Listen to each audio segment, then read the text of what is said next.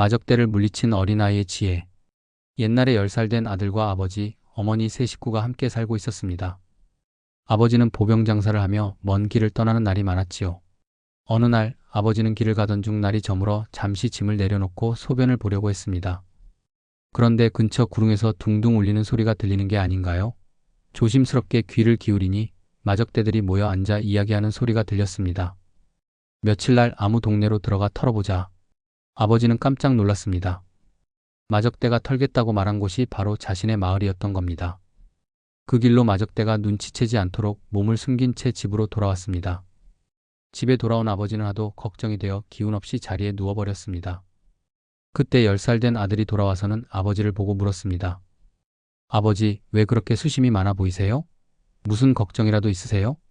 아버지는 대답을 피하다가 한숨을 쉬며 말했습니다. 마적대들이 며칠 날 우리 동네를 털러 온다더라. 그걸 듣고 걱정이 돼서 그렇다. 아들은 이 말을 듣고는 의젓하게 말했습니다. 에이, 그거 가지고 수심을 하세요?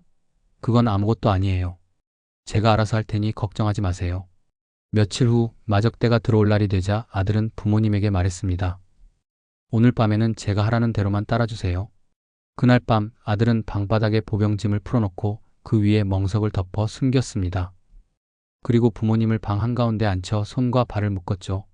부모님은 아들의 이상한 행동에 당황했지만 그저 아들을 믿고 따랐습니다. 한밤중 마적대가 동네로 들어왔습니다. 그때 아들이 울면서 큰 소리로 외쳤습니다. 아이고, 이놈 마적대 놈들이 우리 집에 들어와 보배 같은 보병짐을 몽땅 가져가고 우리 어머니 아버지를 이렇게 묶어놓고 갔습니다.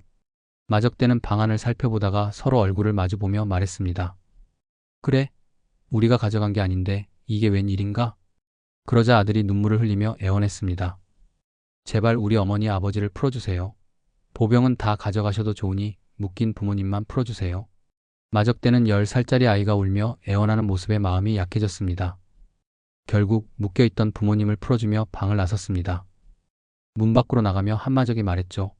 참, 뛰는 놈 위에 나는 놈이 있다더니 이런 아이도 다 있구나. 마적대는 아무것도 훔치지 않고 떠나버렸습니다. 보병짐도 온전히 남아있었고 가족도 무사했으며 동네에도 아무 일이 일어나지 않았습니다.